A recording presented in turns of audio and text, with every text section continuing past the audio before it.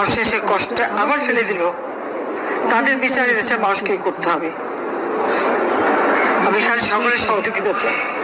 আর এইভাবে মায়ের কোল খালি হোক এটা আমি চাই না, কারণ আমি তো বাবা মা সব হারিয়েছি। আমি তো জানি বাবার ব্যথা কত কষ্ট, কিন্তু সেই কষ্ট বুকে নিয়ে তো ফিরে আসতে এদেশের মানুষের জন্য।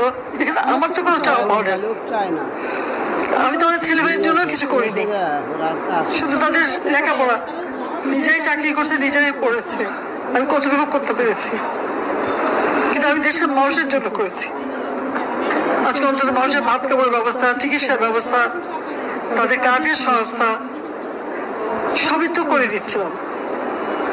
যখন আমরা এক উন্নয়নশীল মর্যাদা পেলাম, তখনই এই তাণ্ডব করে ঠিক যে জায়গাগুলি মানুষের সেবা করবে সেই জায়গাগুলিতেই আঘাত। শিক্ষা প্রতিষ্ঠানে হল ভেঙে দেওয়া,